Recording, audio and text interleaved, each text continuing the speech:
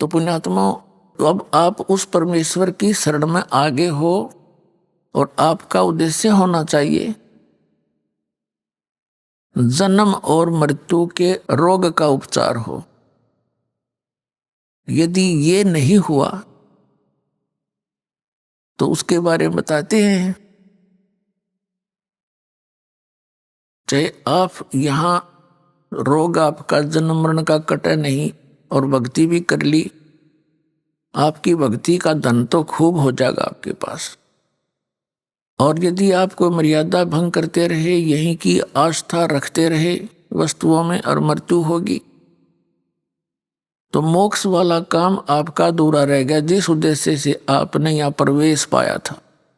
यहां आपको अन्य संसारिक सुख तो फ्री में मिलेंगे, उनके मांगने की जरूरत नहीं आप। और ठीक है, बालक हो अभी आप, जैसे बच्चे हैं, सर्दी आ जाती है, कहो या ना कहो, माता पिता को पहले चिंता होती है किसके जूते लेने हैं, किसकी जुराब मंगानी है, किसके कपड़े मोटे सर्दी के लाने हैं, किसकी जर्सी लेनी है। वो कहो अच्छा है, ना कहो तो भी वो लावेंगे। इसी प्रकार परमात्मा के आप बच्चे होगे, आप वचन के बच्चे होगे उस परमात्मा के नाद के। तो उस परमात्मा को आपका सारा ज्ञान है कि इबिन को किस चीज की आवश्यकता है। और कोई बच्चा बेमतलब की बकवाद मांगता है तो माता पिता उसको देते ही नहीं है, जो उसकी हानि में हो। तो इसी प्रकार ये परमात्मा आपके साथ करेगा जब तक आप शरण में रहोगे। यहां आपको संसारिक सुख तो फ्री में मिलेंगे, रूंगे में। रूंगा क्या होता है? जैसे हम छोटे छोटे थे तब हमारे गांव में, पहले हम सन 1951 में दास का जन्म हुआ, तो सन 60 के आसपास हम 8-7 साल के समझन जोगे हुए। तो उसमें क्या करते थे, गांव में बाहर के शहर के व्यक्ति कुछ सामान बेचन आया करते, सब्जी, कोई फल, प्याज, इस तरह के। तो वहां गांव के जो हमारी दादी ताई, वो क्या करती थी, जैसे उसने सब्जी ले ली, टिंडे ले लिए, और क्या करते थे वो व्यापारी बेचने वाला, एक तखड़ी के तराजू में एक तरफ तो वो अनाज डालती थी, पैसे होते नहीं थे, गेहूं, चने या बाजरा। तो जैसे एक बेले में, कटोरे में वो लाए, गेहूं लाई दादी, और उसने उसकी ताखड़ी में डाल दी, और ने पूछा करती भाई कैसे देगा, कि गेहूं के 2 बार, गेहूं जो डाल दिया एक पालड़े में, उसके इक्विवेलेंट 2 बार टिंडे तोल के देगा। फिर न्यू क्या, वो तो ले लिया सौदा जो लेना था, उसके बदले में तो फाइनल हो गया। फिर न्यू क्या करती, भाई रूंगा और दे, न्यू क्या करती, रूंगा दे, रूंगा माने फ्री। वो एक टिंडा ठाका और दे देता, अगले ना और दे भाई, वो एक और दे देता, छोटा सा, बुढ़िया राजी हो जाती। तो वो रूंगा है फ्री ऑफ कॉस्ट, और सौदा तो हो लिया, जो होना था वो तो उसका था ही। तो जो वास्तविक हमारा यहाँ उद्देश्य है, वो तो आपके जन्म और मृत्यु के रोग का नाश करना है। हम सौदा तो वो देंगे आपको, और यहाँ के संसारिक सुख तो आपको रूंगे में देंगे, यानी फ्री ऑफ कॉस्ट, जिसका यहाँ कोई लिंक नहीं। क्योंकि यहाँ जो पूजा की जो विधि है वो ऐसी है परमात्मा की कि संसारिक सुख तो आपको होंगे ही होंगे, ये तो पक्का होंगे। लेकिन ज्ञान इसलिए साथ दिया जाता है कि कुछ दिनों में आपके पास इस माया का बहुत ज्यादा संग्रह होने लगेगा। परमात्मा के दरबार में कमी काहे की ना। तो क्या होगा कि परमात्मा फिर साथ साथ ज्ञान देते हैं कि यह माया तेरी दुश्मन भी है, इसका दुरुपयोग ना करना, सदुपयोग कर। अभी तो आप दर दर के भिखारी हो रहे हो, फिर देखना कुछ दिनों के बाद सच्ची लगन ते लगना, मर्यादा में आन उपासना नहीं करना। तो फिर ये संसारिक सुख तो यहाँ पहले मिलते हैं। जैसे किसान गेहूं बीजता है, उसका उद्देश्य गेहूं बीजना केवल भूस बनाना नहीं होता, उसका उद्देश्य अपना जीवन बचाना होता है कि मेरे परिवार को गेहूं मिले, कणक मिले, भूखे ना मरे। अब गेहूं के अंदर भूस तो पहले बनेगा, बाद में गेहूं बनते हैं। गेहूं बीजा जाता है तो उसका पौधा खड़ा होता है, बाद में जाकर बाली आती है और उन बालियों में गेहूं होते हैं खाने वाले, और शेष सारा भूस होता है, वो पशुओं का चारा होता है। तो ये परमात्मा की भक्ति ऐसी है जो आपको दी जाती है। पहले तो भूस तो बनेगा, इसका हमारा उद्देश्य नहीं है आपको ये भूस बनाना या देना, हमारा उद्देश्य है मोक्ष। और इन मंत्रों बिना वो मोक्ष नहीं हो सकता, उस भूस के बिना गेहूं नहीं बन सकते। ये एक ऐसा लिंक है एक दूसरे का। जो स्टार्ट में आपको प्रथम मंत्र दिया जाता है, ये आपको ये संसारिक सुख ही देता है। और इसमें प्रथम मंत्र में जो फर्स्ट एंड लास्ट के जो मंत्र हैं, ये आपके मोक्ष के लिए आपकी भक्ति इसके साथ साथ बनती रहेगी जब तक सतनाम नहीं मिलेगा। तो ये जो इन 5 प्रधानों के नाम आपको दिए जाते हैं, आपका कनेक्शन कट गया, भक्तिहीन हो गए, पुनर्जन्म के पुण्य रहे नहीं, तो नए सिरे चार्जिंग लानी पड़ी या तो धीरे धीरे चार्जिंग बढ़ती चली जाएगी, आपकी बैटरी फुल हो जाएगी। कुछ भी काम करिए फिर तो कुछ ही दिनों में आपके बहुत काम सरेंगे, बहुत लाभ होगा। और अन्य व्यक्ति आपको देखा करेंगे, न सोचा करेंगे इनका क्या हो गया, ये कहाँ से आओ इनके इतना पैसा। एक भक्त बता रहा था जी, हमारे पड़ोसी यूं कहें कि यूं वहां जाते हैं, इनके महाराज जी पैसे देते हैं इन्हें, और इसलिए इनका साइकिल का भी ब्योंत नहीं था और 2-2 गाड़ी चला। वो इस दृष्टिकोण से देखते हैं।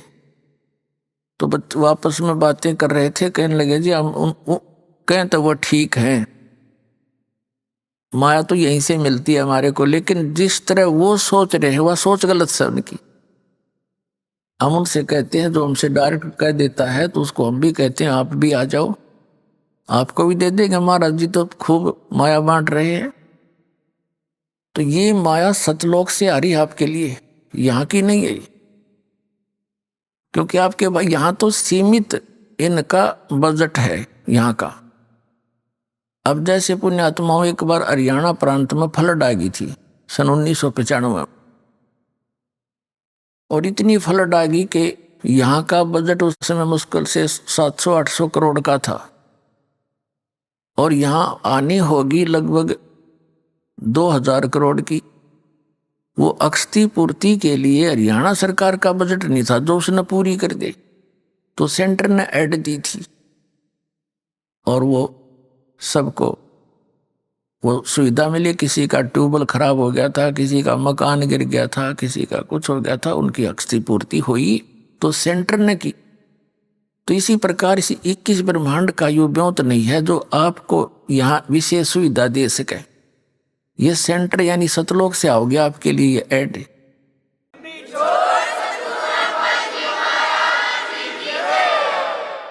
तो इस प्रकार आपने या तो चिंता छोड़ देनी चाहिए कि अब मुझे क्या मिलेगा क्या ना मिलेगा, लेकिन आप दूध के जले हुए हो, छाछ को भी फूकते हो बहुत दिनों तक, समय लगेगा, धीरे धीरे आपको विश्वास हो जाएगा, और विश्वास ही परमात्मा आपको करा देगा, क्योंकि आपको सुख प्रारंभ हुए और आपका विश्वास दृढ़ होने लगा। आपको लाभ मिलेगा जब आप नियम ठीक रखोगे। यदि नियम ठीक नहीं रखोगे तो फिर बात नहीं बनेगी। जब लग हंसा हमरी आना और काल लगे नहीं तेरा बाण। कबीर परमात्मा कहते हैं जब तक ये हे हंस ये प्यारी आत्मा मेरी शरण में रहेगा तब तक हे काल तेरा कोई अटैक उस पर नहीं हो सकता। और ये परमात्मा के जो नियम हैं ऐसे समझ लेना जैसे लक्ष्मण रेखा होती है। कौन कौन से नियम हैं? आन उपासना नहीं करनी, जो दास भक्ति बताता है इसमें सभी पूजाएं आ जाती है। इसके अतिरिक्त कोई और पूजा आप अपनी परंपरागत करते हो तो वो शास्त्र विधि को त्याग कर आपका मनमाना आचरण है। श्रीमद् भगवद गीता अध्याय नंबर 16 के श्लोक नंबर 23-24 में कहा कि अर्जुन, शास्त्र विधि को त्याग कर जो मनमाना आचरण करते हैं उनको न तो सुख होता है, न उनको कोई सिद्धि प्राप्त होती है, न उनकी परम गति होती है। यूजलेस, फिर क्या फायदा डले ढोने का। और शास्त्र में कुल साधना कौन सी है? पवित्र वेदों में, पवित्र श्रीमद् भगवद गीता में और पवित्र सूक्ष्म वेद जो कबीर परमेश्वर के द्वारा दिया गया अमृत ज्ञान सच्चिदानंद घन ब्रह्म की वाणी में जो भी साधना लिखी है उसके अतिरिक्त जो भी हम साधना करते हैं, भक्ति करते हैं, वो शास्त्र विधि को त्याग कर मनमाना आचरण है। चाहे वो पुराणों से आपने लिया है, चाहे आपने किसी उपनिषद से वो भक्ति ली है, यदि वो इन परमात्मा के वेद और गीता से नहीं मिलती तो यूजलेस। तो ये प्रथम तो ये है कि आन उपासना नहीं करनी और पूजा नहीं करनी, जो हम दें वही करनी है। इसके विषय में कबीर साहब कहते हैं 100 वर्ष तो सतगुरु पूजा, एक दिन आन उपासी, वो अपराधी आत्मा फिर पड़े काल की फांसी। कहते हैं 100 वर्ष आपने अपने गुरु जी के द्वारा बताई हुई यथार्थ भक्ति कर ली और एक दिन आन उपासना कर ली, कहते तेने बैठा बैठा दिया, सारा काम बिगाड़ दिया, नाम खंड हो गया, परमात्मा रूठ गया। परमात्मा रूठे पाछे फिर हमारे पास क्या रह गया? चाहे कितनी भक्ति कर ली हो, जिस उद्देश्य को लेकर चले थे वो उससे वंचित रह जाओ। फिर क्या बताते हैं? परमात्मा की शरण में आने के बाद आपके ऊपर किसी भी देवी देवता, भूत प्रेत, बहरो बैताल का कोई असर नहीं हो सकता। ये सत्कर मान लेना। चाहे को करके देख लियो, कितना कुछ कर लियो, हमने बहुत से प्रमाण भी बता रखे हैं आपको बहुत बार, जो यहाँ भक्त आते हैं जिनके ऊपर इन सियाने सपटिया ने खूब करके देखा, कोई असर नहीं हुआ, उल्टे वही दुखी हो गए, तो उन्होंने स्वयं फोन करके बताया हमारे बच्चों को, हमारे भक्तों को कि भाई आपकी भक्ति अनमोल है, आज तक हमारे मंत्र किसी पर निष्क्रिय नहीं हुए थे, आप पर यह कारगर सिद्ध नहीं हुए और आप सही लगे हुए। तो पुण्यात्माओं, ये कोई बालकों का बताया मार्ग नहीं है। खुद धनी ने आके यो ज्ञान दिया अपने बच्चों को जो दास के पास उपलब्ध है।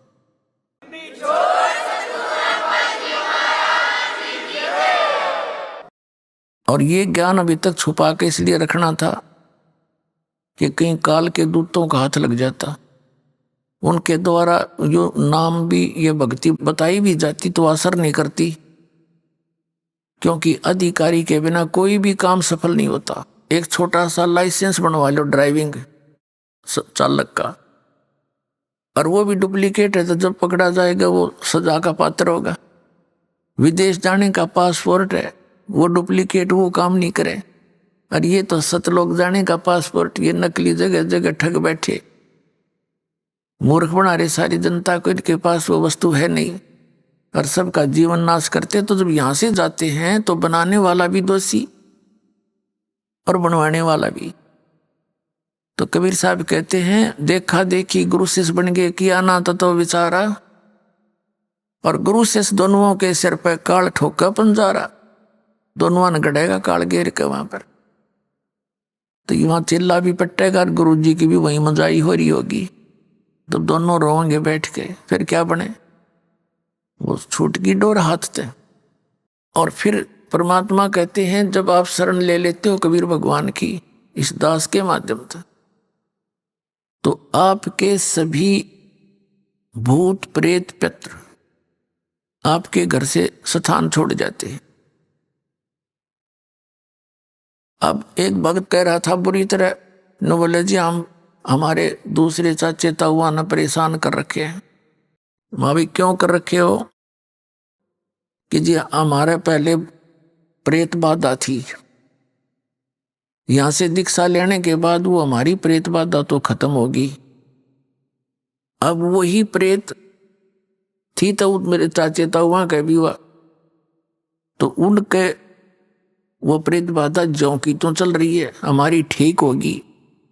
तो उनने क्या सोचा कि इनने हमारे भेज दिए सारे भूत, तो उन्होंने हमारे साथ विरोध करना शुरू कर दिया कि तुम कितना वहां जाते हो, हमारे ऊपर जंतर मंत्र करा के तुमने सारे भूत हमारे भेज दिए, हमारे साथ झगड़ते हैं। तो मैंने कहा उनसे ये कहो कि आप भी आओ और देखो वहां क्या जंतर मंत्र किया जाता है। और इसका तो यही है कि जैसे आप जी ने दीक्षा ले ली, जैसे घर में मच्छर हो मच्छर, और वहां ऑल आउट लगा दे, ये जो आती है तो मच्छर उस घर को छोड़कर कहाँ जाएंगे, उससे बाहर दूसरे घर में घुस जाएंगे जो बिना ऑल आउट का होगा। तो पर हमने भाई ऑल आउट दे रखी आप तई, ये भक्ति का जो सच्चा मंत्र है ये ऑल आउट है। और उनसे भी कहो कि वो भी आके यहाँ ले लें ऑल आउट, वो फिर अपने आप वो भी सुखी हो जाएंगे।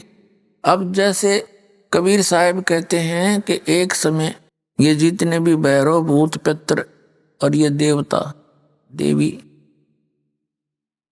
मेरे पास आकर खड़े हो गए और कहने लगे जो आपकी पूजा करते हैं, आपको मानते हैं, वो हमें नहीं पूजते। अब हमें बताओ हम कहाँ जाएं, हमें ठौर बताओ। कबीर साहब ने कहा जो मेरी पूजा नहीं करते वो तुम्हारे लिए ही है, उनको लूटो खाओ। देवी देव ठाड भये हमको ठोर बताओ, जो मुझको पूजे नहीं उनको लूटो खाओ। जाओ तुम जो मुझे नहीं पूछते खाओ। और फिर मर्यादा है बीड़ी शराब मांस तंबाकू सेवन मदिरा सेवन मांस आहार और दुराचार भ्रष्टाचार चोरी डाके ठगी मिलावट, ये जुल्म नहीं करना। पुणात्माओं जब भगवान प्रसन्न हो गया तो सब कुछ मिल गया, और परमात्मा रूठ गया तो सब छूट गया। तो सबसे पहले हमने ये डर कर रहना चाहिए कि भगवान रुष्ट ना हो। रूठो जग सारा रूठो ना परमेश्वर हमारा, इन्हीं का है परम सहारा। हमने है भी इसी नहीं का, हमें ज्ञान नहीं, ज्ञान होने के बाद भी फिर हम जानबूझ के गलती करें तो ऐसा अनजान फिर भगवान नहीं कि फिर भी मदद करेगा नहीं। इतना ज्ञान दिया जाएगा कि इंसान गलती नहीं कर सकता भूल के भी, ना चोरी कर सकता ना जारी कर सकता ना रिश्वत ले सकता। जहर दिखाई देगा, किसके लिए लेंगे? तो ये जो मर्यादा आप रखोगे फिर परमात्मा की बरकत देखना। अभी हम अपने हिसाब से तो चल ही रहे थे, दूनी बिरान मट्टी करवा ली, अपनी जीव संज्ञा की सोच से तो हम चल ही रहे थे, कुछ भी लाभ नहीं हो रहा। अब इस दास के बताए अनुसार परमात्मा पर विश्वास करके देखो कुछ दिन, फिर देखियो आपको क्या क्या सुख होगा। आपकी जबान का थूक सूख जाएगा दूसरे को बताते बताते।